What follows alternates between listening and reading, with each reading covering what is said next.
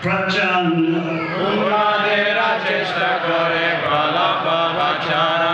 Rasi divase Krishna viraha spurana. Rasi divase Krishna viraha spurana. Unmadera chesta kore bala pachanna. Unmadera chesta kore bala pavachana. Ratri divase, day and night.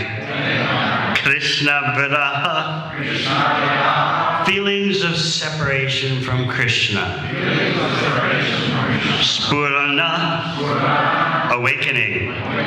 Unmadera, of a madman. Chesta, activities. Kore, performs. Pralapa, talking inconsistently. Vachana, words. Translation. Day and night, Lord Chaitanya Mahaprabhu felt separation from Krishna. Manifesting symptoms of this separation, he cried and talked very inconsistently like a madman. Text 41. As Srimati Radharani talked inconsistently when she met Uddhava, so also Sri Chaitanya Mahaprabhu relished, both day and night, such ecstatic talk in the mood of Srimati Radharani. Purport. In this connection, one should refer to Srimati Radharani's soliloquy after meeting Uddhava in Vrindavan. Sri Chaitanya Mahaprabhu presented a similar picture of such ecstatic imaginary talking, full of jealousy and madness, symptomizing neglect by Krishna. Srimati Radharani, criticizing a bumblebee, talked just like a madwoman. Sri Chaitanya Mahaprabhu, in the last days of his pastimes, exhibited all the symptoms of such ecstasy. In this connection, one should refer to the 4th chapter of the Adi-lila, verses 107 and 108. Om Agana Chimarandasya Gyananjana Shalakaya Chakshun Militang Yena Tasmai Shri Gurave Namaha. Jai Sri Krishna Chaitanya Prabhu Nityananda Sri Advaita Gadadhara Sri Vasadi Gaura Bhaktarinda. Hare Krishna, Krishna Krishna, Hare Hare, Hare Rama, Rama Rama, Hare Hare. We are getting a brief appetizer of the Ancha-lila in these verses in Adi-lila. And you're being plunged into the deepest well, the deepest pool of Krishna Rasa by way of Sri Chaitanya Mahaprabhu. It is very difficult, you might say practically impossible, to approach Krishna effectively in this age of Kali without going through Sri Chaitanya Mahaprabhu. Sometimes it's wondered why, even in India, the land of Krishna, there's so much misunderstanding about Krishna. It's because of not approaching Krishna through Lord Chaitanya. As we discussed briefly yesterday, for those of you who were here, Lord Chaitanya is in the mundane historical record. But obviously mundane historians can't understand his so-called madness in ecstatic love. So-called madness meaning mundane historians take reports of his madness as mundane. We discussed briefly yesterday how in the annals of mundane history, Lord Chaitanya is considered to have been a great social reformer who was doing wonders in leveling the caste systems, as the mundane historians see it, being an egalitarian, as they see it. But then, as they see it, he lost the plot and went off the rails. Because how can a mundane person understand the deepest pool of Krishna rasa, love of Krishna in separation? We also spoke yesterday about how Srila Prabhupada, being such an inconceivably brilliant teacher, was able to impart a glimpse of love of Krishna in separation to George Harrison, who conveyed it in music to the extent of his realization.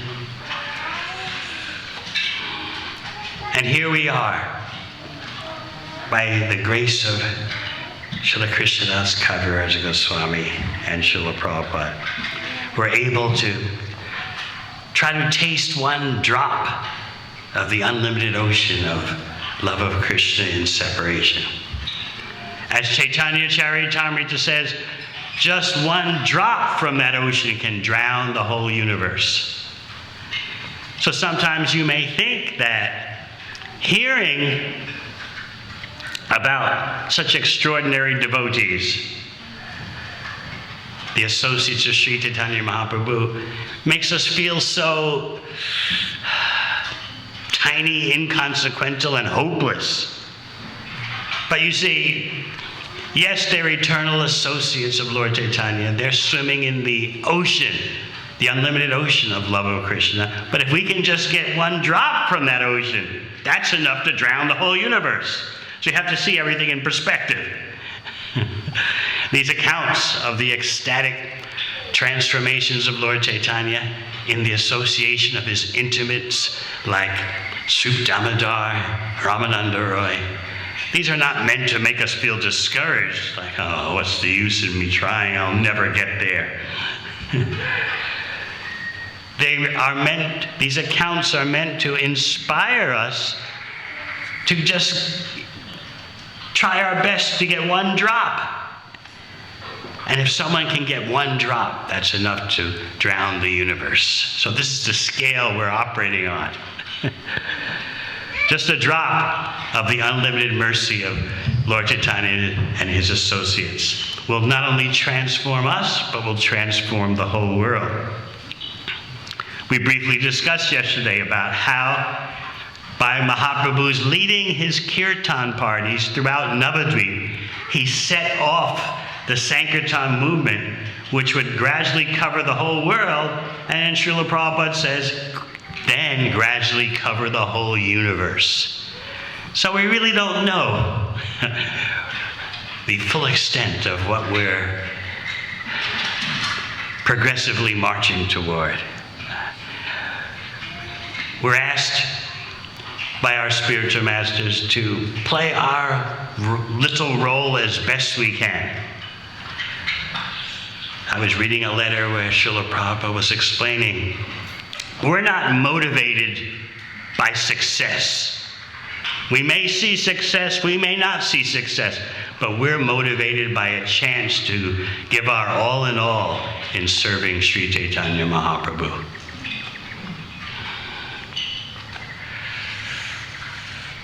Krishna wants to see how you're sacrificing for him. Success may be there, success may not be there.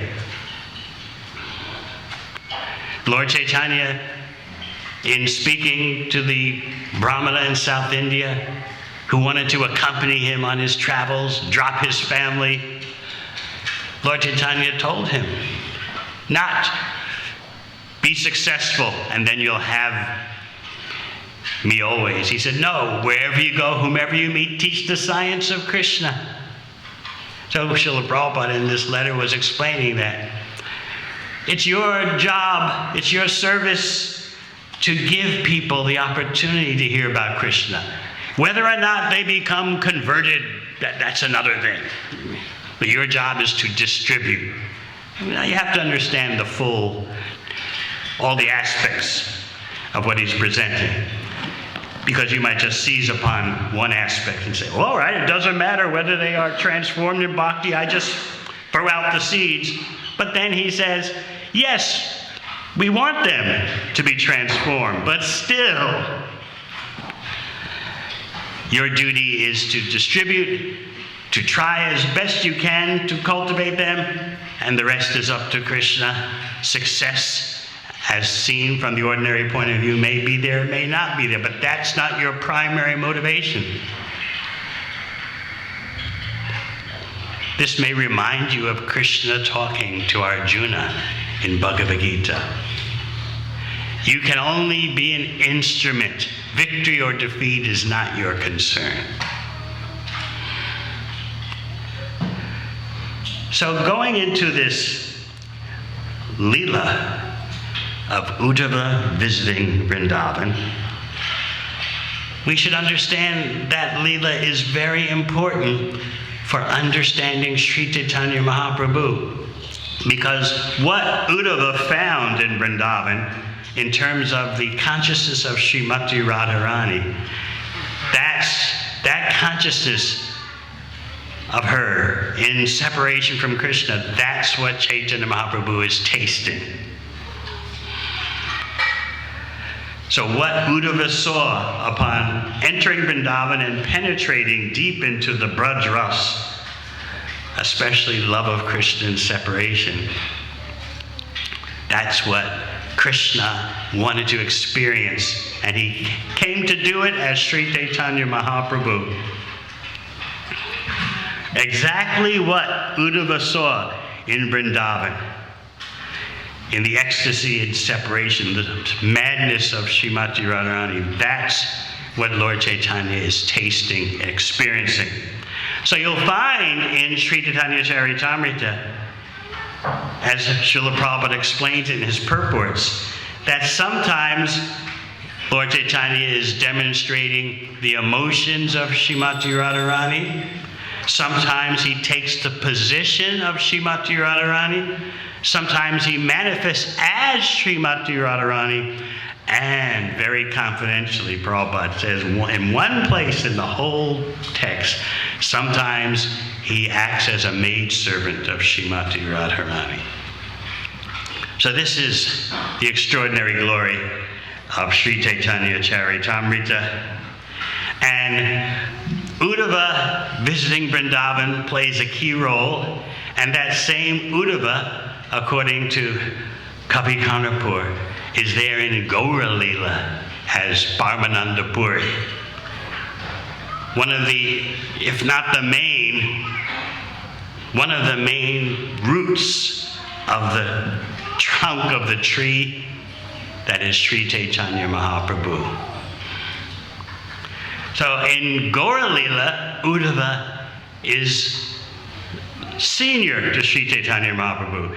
He's the godbrother of Mahaprabhu's guru, Ishwar Puri.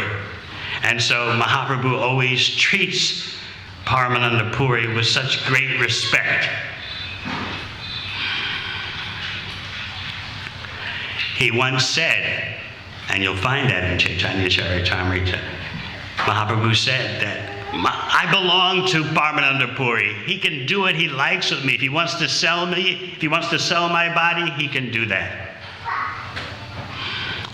And whenever there was some perplexity amongst the associates of Mahaprabhu, because Mahaprabhu was sometimes showing such rigidity in following the sannyas order, refusing any comforts at all, very uncompromising in his behavior with the external world. But his associates always wanted to have him lighten up a bit in that department. You're the Supreme Personality of Godhead. What do you need to perform such severe austerities for? But Mahaprabhu was determined, I'm going to demonstrate the highest standard of renunciate behavior. So there was always this back and forth going on between Mahaprabhu and his associates. They tried to get Mahaprabhu to you might say, take it easy a bit and not following so rigidly. And Mahaprabhu was determined, for the sake of the general population, I'm going to follow very rigidly. You see this in the case of Chota Haridas, Junior Haridas. He was banished from the association of Sri Chaitanya Mahaprabhu. But he was loved by all the Vaishnavas, all the associates of Mahaprabhu.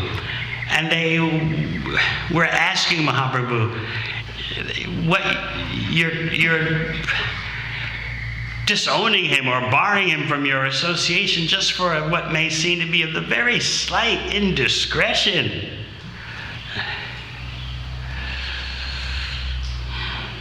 Can you please show him some mercy?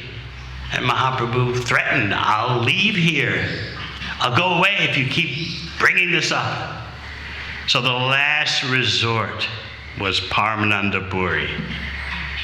He's the senior from the viewpoint of Guru Varga, just of the succession. He's senior to Mahaprabhu.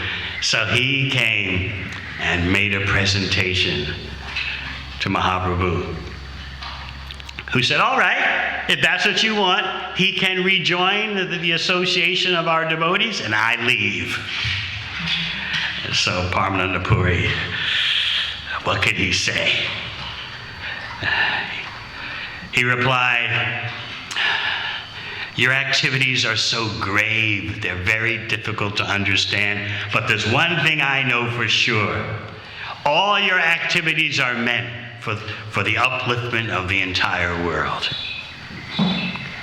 That's something to keep in mind when we look at statements by our previous acharyas, founder acharya, that I don't understand. Why did he say this? Remember Paramananda Puri's conclusion. He was perplexed. Please, he said to Mahaprabhu, take Junior Haridas back into your association. All your associates, they don't understand why you're being so stringent upon him, so super strict upon him.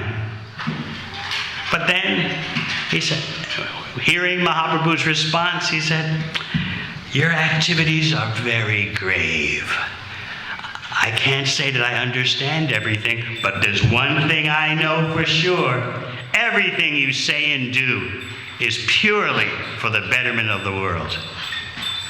So that kind of bottom line attitude has to be with us. Otherwise we can get a little bewildered, because it seems quite natural that, I like the way Srila Bhaktisiddhanta Saraswati Thakur describes our malady, our ailment. Well, just like with my senses I grasp gross sense objects, similarly I can grasp Krishna Lila. I can grasp Gaur Lila. It's all about the apprehension done by my material senses. With my eyes, nose, tongue, all my senses, I just reach out and I understand. And so it's the same with Krishna Lila. No, it's not the same. Another name for Krishna is Adokshaja. We generally take that to mean he's beyond the range of our material senses. But it also means he who pushes down on your senses. That kind of puts us in our place. We think, well, all right, I can't, with my cognitive abilities, with my sense perception, I can't understand Krishna. All right, what can be done? But then to realize, not only from your side you can't understand, but Krishna has an energy that's pushing your sense perception down. That really puts you in your place. Because ordinarily you would think, it's just me and my sense perception, and I'll just accept that after reading so much, chanting so much, I realize there's a lot going on that I don't perceive. Well, that's just the beginning of the realization. What's further down the road, a further realization is I'm dealing with an energy that's pushing my sense perception down. I think some of you have heard me explain an experience I had which drove this point deep into my heart. This was during the Iron Curtain communist days, and I was a fugitive, and we were having a secret gathering in Warsaw, the capital city of Poland. It had to be secret because I was hot, and I don't look Slavic. And so devotees, they got very excited. They found a place where the devotees' parents were leaving for the weekend, and that means we could go use the house to hear Srimad Bhagavatam and have Kirtan. It was a great find. Everyone was so ecstatic because none of the young people had their own flats. That's practically impossible during the communist days. You always were living with your parents. So all the devotees were excited. We've got a safe house, a safe place we can meet for the whole weekend and talk about Krishna, take prasad, cook it up, and have kirtan. Wow! So I thought it was great. So midway through the weekend, we were all sitting in the living room, about 30 devotees, in a circle. And I was also part of the circle. And I was speaking on the second canto of Srimad Bhagavatam, happily discussing Shukadeva Goswami's presentation. And then I look out the corner of my eye and I see the door open to the flat. The other devotees didn't see that. They're all in a circle watching me talk. But I look and I see, in comes this stocky lady, very heavily built, and she takes one look at the living room, and then with a fierce look on her face, she comes in. And I'm thinking, uh-oh, this is the end. They got me. I definitely don't look like I'm from the local area. It turns out the devotees, in their naive enthusiasm, didn't tell me that the owner of the flat, the boy's mother, was a police officer. They just thought, she's gone for the weekend, we don't have to tell Maharaj. If they had told me, I would have been very hesitant to go to such a place. You never know when she's going to come back. They didn't tell me.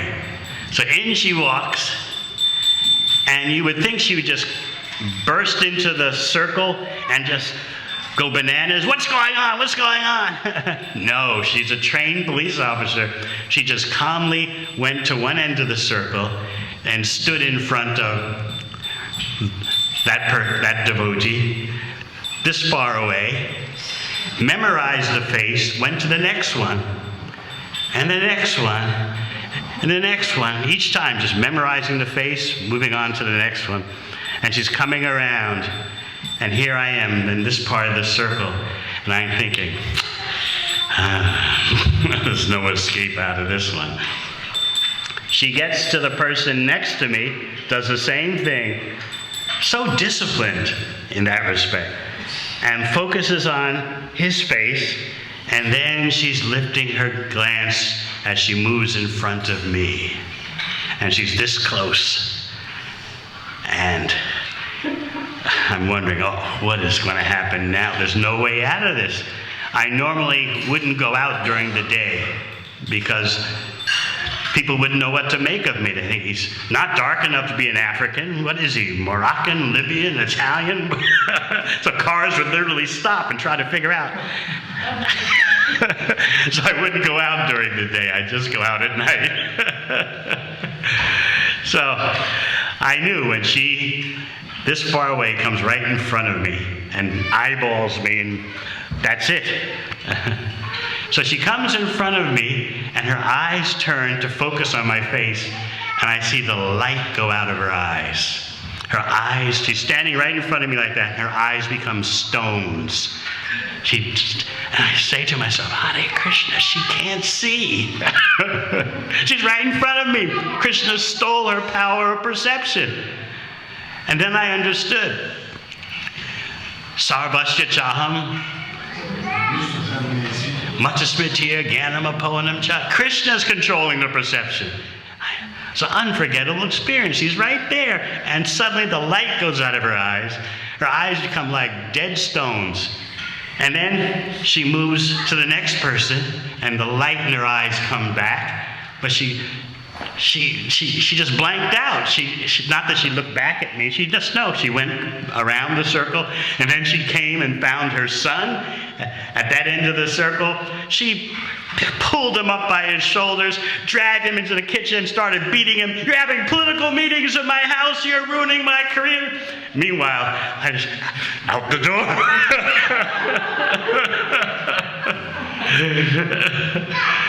So later, the devotees met up at another place. And I asked the devotees, what did she say? Didn't she see me? They said, she never saw you.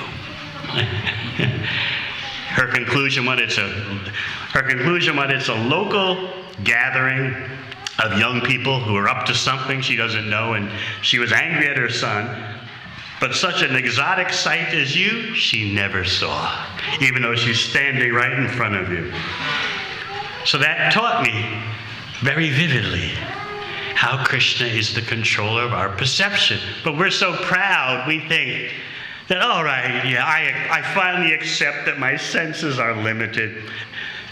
And that's that. No, not only are your senses limited, but there's an active energy, even energetic source, that is blocking your perception.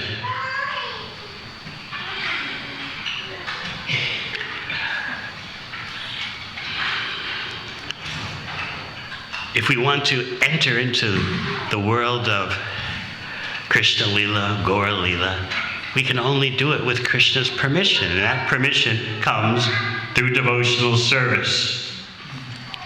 Another Gaura Lila that emphasizes this point. Another banishment case. This banishment case involved Mukunda Dutt. Again, a very beloved devotee, associate of Lord Chaitanya. Again, just like Junior Haridas, a beautiful singer.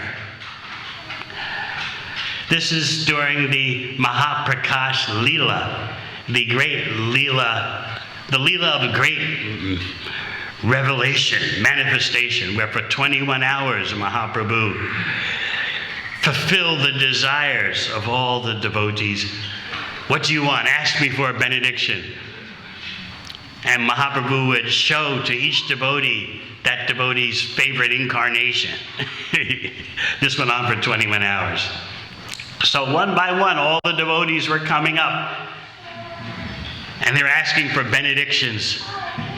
My father is blocking my advancement in bhakti. He's an impediment. Can you please soften his heart? Please raise the Krishna consciousness of my family members. Please help my disciples. Advaita Acharya, of course, prayed that may the most wretched persons have the opportunity to be Krishna conscious. So all this is going on, but then the devotees notice Mukunda hasn't been called up to make his request, nor has he himself come. Obviously, Mukunda feels that unless he's invited, he's not going to enter in on his own accord. Srivas Thakur was the one making this presentation. What's happening, my Lord? Mukunda, he's so beloved by us all. Has he offended you? We don't think that's possible. But even if he has offended you, just call him and let him rectify himself. Lord Chaitanya's answer was like a thunderbolt.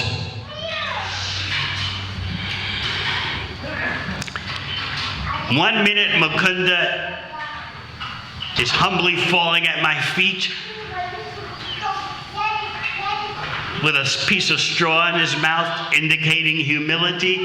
The next minute, he's taking a stick and he's beating me. So this straw stick, so-called devotee, I don't want to see. So the devotees were astonished. What do you mean he beats you with a stick? And Lord Caitanya said, when he's around the bhaktas, he talks Krishna Katha. And then he goes and associates with the Mayavadis who deride devotional service, who dare think that bhakti is subordinate to karma, to jnana, to yoga. This is what he's doing. I don't want to see him. I refuse to see him. So bear in mind, while this is going on, Mukunda is there, but he's behind some kind of interior curtain. So he's able to hear what's going on.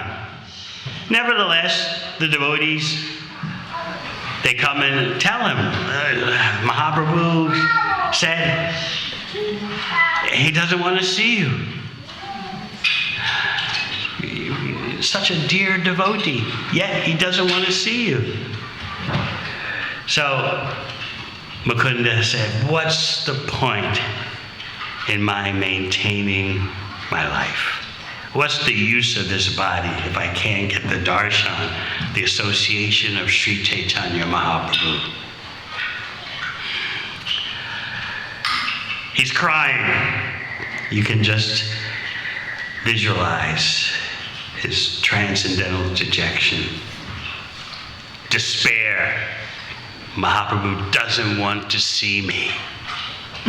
In fact, Mahaprabhu said, I never want to see him again. He's some kind of syncretist. He's some kind of, he makes a merge of everything. Bhakti, jnana, karma. This is the Mayavadi position. It's all the same, and devotional service is not exclusive. It's just one of the ways to Brahman. I don't want to see such a person who talks like that. He's beating me with a stick by such association that he's keeping. And he goes back and forth between the Vaishnavas and the impersonalists. So Mukunda is hearing all this. How Mahaprabhu never wants to see him. And Mukunda knows that for those who are actually Mayavadi offenders, it's practically never that they'll get a chance to render devotional service. Never meaning not eternal damnation, but such a long time, it's like never. So he's understanding, this is my fate. Never again will I be able to serve Mahaprabhu and see him. But then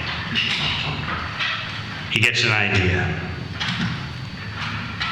Mahaprabhu doesn't want to see me now and for the foreseeable future, but please, he tells Srivas and the devotees, ask him, is there a time in the future, in the far distant future, when I'll get his darshan again? So the devotees went and asked Lord Caitanya. He said, Mukunda is requesting just some timetable, no matter how great, that he'll see you again. And Lord Caitanya said, after 10 million births. So the devotees went back and told Mukunda, Mahaprabhu said you'll get his association again after 10 million births. What was Mukunda's reaction? Haribol! 10 million births, I'll see him again. Oh! And he was dancing in ecstasy like a madman. I have attained. I will attain him after 10 million births. Oh, how wonderful. He's lost in ecstasy, dancing like that. And so the devotees tell Lord Caitanya, who's also aware This is Mukunda's reaction. He's so happy. He's lost in ecstasy. 10 million births. After 10 million births, I'm not condemned eternally for my Mayavad association. What does Lord Chaitanya say? Tell him, come right now. So the devotees go and tell Mukunda, who's lost in ecstasy, 10 million births, I will attain him after 10 million births. So the devotees are, Mukunda, he wants to see you right now, but Mukunda can't hear. He's just in ecstasy. After 10 million births, please. And they keep trying. You can go right now. He wants to see you right now. Finally, they get the message through. And he goes to see Lord Chaitanya, falling at Lord Chaitanya's feet. And Lord Chaitanya tells him, I know that your association with the Mayavadis was an external thing. It's not possible for a fence to touch you. I know that. I was just joking with you when I said after 10 million births. Because of our relationship, I was just joking with you. You can't make any offense. And even if you would do something that looks like an offense, I don't accept it as offense. So then Lord Chaitanya says something very amazing. He says that your pure love manifest as eagerness to see me even by waiting 10 million births collapsed your punishment into 1 second. So by your will and by your bhakti potency, you overruled my decision. So this shows how bhakti controls even the Supreme Lord. Srila Bhakti Siddhanta Saraswati Thakur explains that the intention of Mahaprabhu was there after 10 million births, but Mukunda's bhakti was so pure and his eagerness was so intense that he was so happy. 10 million births, sure, that's wonderful, I'll attain him again. That eagerness collapsed the 10 million births into 1 moment. In this way, the bhakti of Mukunda overrode the decision of Sri Chaitanya Mahaprabhu, who voluntarily accepted that Mahaprabhu is conquered by the devotion of the devotee Mukunda. There's more to the Leela. Mukunda will do a wonderful soliloquy about what's the use in even seeing the Supreme Personality of Godhead if you have not done devotional service. You won't benefit from what's right in front of your eyes. And he gives the example of Duryodhana. He gives the example of Hiranyaksha, Hiranyakashipu. And he gives the example of those who did benefit by seeing Krishna because they engaged in service. The women of Mathura, when Krishna entered Mathura from Vrindavan, the florist, Kubja, and then he also gives the example of someone who met up with termination because of refusing to serve Krishna, the washerman. Krishna asked, please, give me those clothes you're carrying. Yes, these clothes are for Kamsa. How dare you ask for them? So there's a very interesting technical point about that. Because the washerman had performed austerities, pious activities for millions of births, he had a chance to see Krishna in Mathura. But because he had not rendered devotional service, he couldn't benefit at all from what he's seeing, and in fact, he took a negative attitude, and therefore he was terminated by Krishna. So this is Mukunda's presentation. What's the use in seeing if you don't do devotional service? And the first example he gave was Duryodhana. Krishna went to the assembly of the Kauravas on a peacekeeping mission. He made a presentation. We'll divide the kingdom, half for Duryodhana and company and half for the Pandavas. And Duryodhana refused that. In fact, not only did Duryodhana refuse that, but he's making plans behind the scenes to arrest Krishna. He had his men lurking in the background, and at the signal that Duryodhana would give, they'd all jump Krishna and detain him. This is how mad they were. But Krishna, knowing what they're up to, shows his universal form. In other words, you think I'm alone? You think I'm an ordinary person who came here alone? And Krishna manifests so many living entities going in and out of his body. Still, Duryodhana didn't get the point. Even Dhritarashtra got the point, but he wouldn't do anything to curb his rascal son. Dhritarashtra sensed, or actually he heard from his secretary Sanjay, the universal form. Krishna showing his universal form. Dhritarashtra couldn't see, he's blind. But he humbly asked Krishna, can you just open my eyes for a few moments so I can see this with the wonder of the universal form? And Krishna allowed him to do that. Again, showing who is the controller of perception. And in spite of seeing all this, Duryodhana didn't change. So this is Mukunda's point. Without devotional service, even if you see Krishna, you don't benefit in the full extent that you should. You can even be killed. And what happened with Duryodhana and company on the battlefield of Kurukshetra? They were all slain, even though Duryodhana had seen the universal form.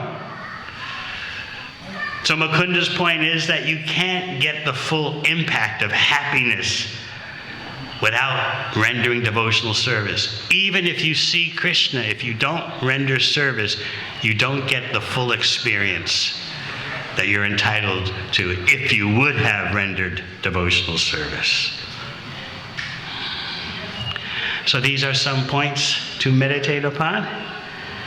And of course, we can go deeper into Uddhava visiting Vrindavan and Sri Chaitanya Mahaprabhu taking up the mood of Srimati Radharani, the emotions of Srimati Radharani, exactly in the state that Uddhava found her when he visited Vrindavan.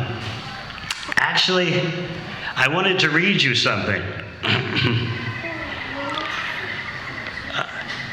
Before Uddhava hears the soliloquy of Srimati Radharani, he's being questioned by the gopis in general. They've noted him. You look so much like Krishna. You must be an intimate associate of Krishna. No doubt Krishna has sent you here to inquire about his parents, Nanda and Yashoda. They don't say, you must have been sent here to inquire about us. And so they're like simple village girls. They've surrounded Uddhava and look at him. He looks just like Krishna. And then they say, please come with us to a solitary place. We want to ask some questions.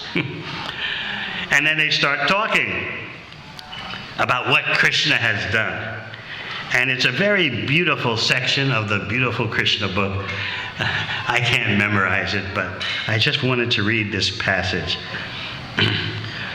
We know that you are a most confidential associate of Krishna, and that he has therefore sent you to Vrindavan to give solace to his father and mother. We can understand that family affection is very strong. Even great sages who have taken to the renounced order of life cannot give up family affection cent per cent. Sometimes they think of their family members. Krishna has therefore sent you to his father and mother. Otherwise, he has no further business in Vrindavan. He's now in town. What does he have to know about Vrindavan village or the cows' pasturing grounds? These are not at all useful for Krishna because he is now a man of the city. And then they go through a lengthy description of how people use each other. Or not only people, but other creatures use something and then discard it. It's very beautiful.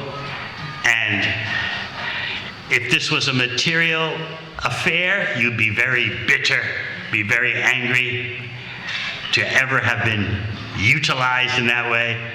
But bear in mind, when the gopis are making these statements, not for the slightest microsecond can they withdraw their hearts from Krishna. Nevertheless, it's such a dramatic presentation. Instead of, he used us, that's the way it is in this world. They speak at the peak of artistry and the peak of love of Krishna. Surely he has nothing to do with persons who do not happen to be his family members.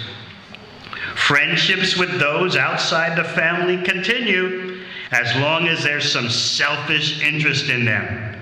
Otherwise, why should one bother about those outside the family? Specifically, and here they go, a person attached to the wives of others is interested in them as long as there's a need of sense gratification. Just as bumblebees have interest in flowers, as long as they want to take honey out of them. It is psychologically very natural that a prostitute does not care for her paramour as soon as he loses his money. Similarly, when the citizens find that a government is incapable of giving them full protection, they leave the country. A student, they're pouring it on now, a student after finishing his education gives up his relationship with the teacher and the school. A priest, after taking his reward from the worshiper, gives him up. When the fruit season is over, birds are no longer interested in the tree. Just after eating in the house of a host, the guest gives up his relationship with him. After a forest fire, when there is scarcity of green grass, deer and other animals give up the forest. And so a man, after enjoying his girlfriend, gives up connection with her. In this way, all the gopis indirectly accuse Krishna by citing many examples. Hare Krishna. Any questions? Yes.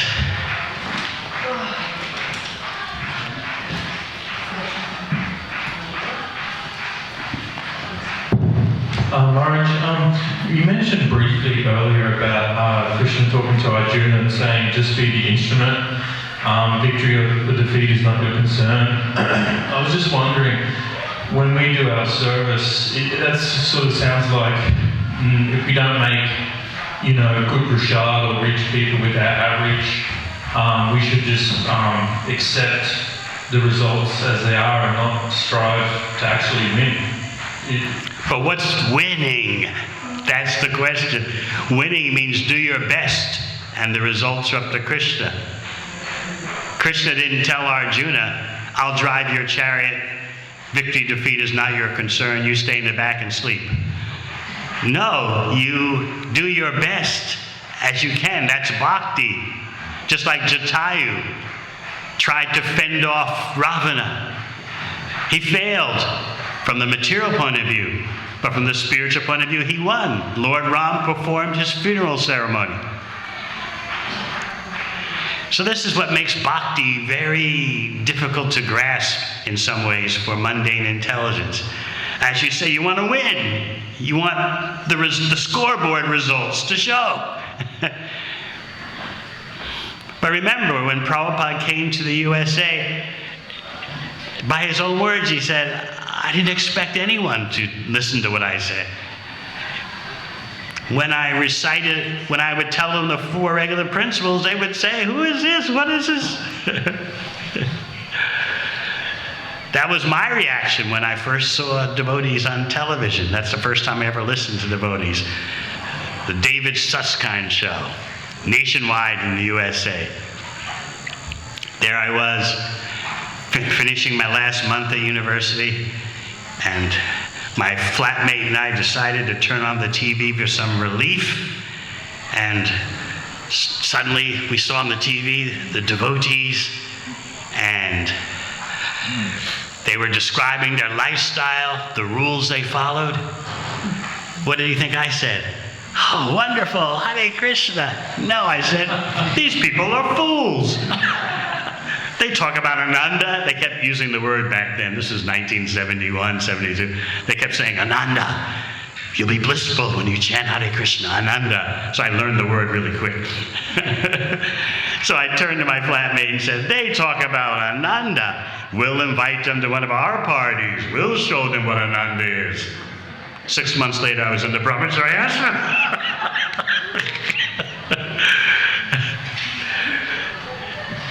We try our best.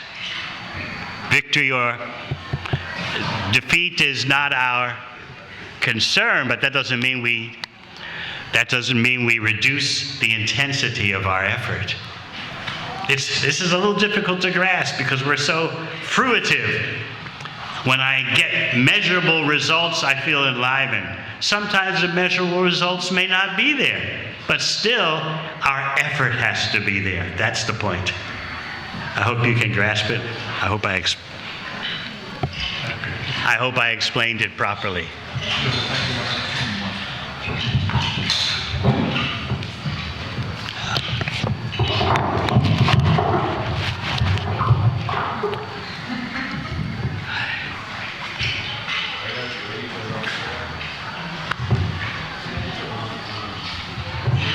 So in the case of Chota Haridas, did he not have the same level of surrender that Mukundadatta did?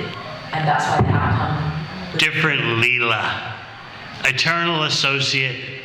He's always with Mahaprabhu. Junior Haridas.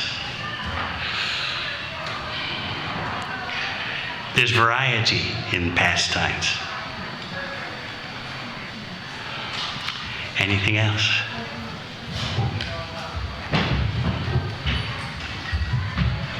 Hare Krishna Maharaj, thank you for the class. With Srila Prabhupada's dealings with the devotees, His Grace Madhu Prabhu, Yes. and how other Vaishnavas should deal with devotees. Srila Prabhupada was very disturbed by how the devotees treated Madhu Prabhu. So how did Srila Prabhupada want us to deal with these things? Well, you all know better than I that these days the social media rules for better or worse.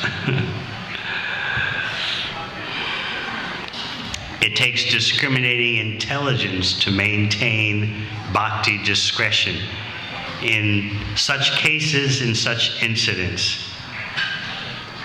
One has to be careful, because even if someone has made a mistake, even a very bad mistake, it's still possible to offend that person. Someone has to be very careful. It requires great maturity, sensitivity, and discretion to deal with someone who has rendered dear service to the Lord and who makes a mistake.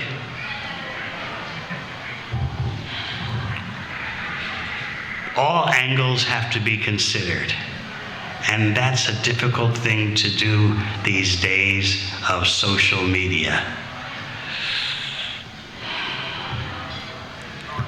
You see, if you want me to extemporize a bit, ISKCON is a spiritual institution operating in the material world. You understand? And so that means that to some degree, external circumstances will affect ISKCON. Just like what was going on in the 60s and 70s. Counterculture. That affected ISKCON. And then what happened in the 80s and 90s? The immigration laws in the USA, Australia changed. And so many fortunate souls from Bharat came into the country and they changed ISKCON. Similarly, at the turn of the century, 20 years ago or less, social media sprung up, and that's affecting ISKCON.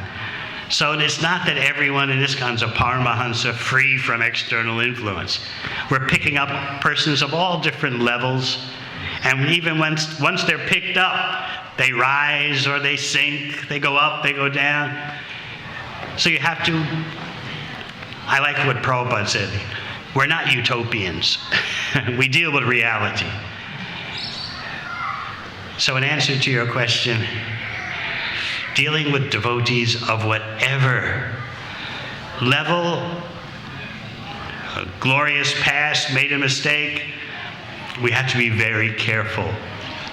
I consider all the angles, and all the angles means all the angles. But social media generally means you seize on one aspect and just hammer that point. But you're dealing with devotees, one has to be very careful. That doesn't mean there can't be any justice, there can't be any punishment. No, I said all the aspects. Because you can offend even someone who's made an offense if they have rendered service to Krishna. You have to be very careful. Proceed with caution. You have to proceed, but proceed with caution and care.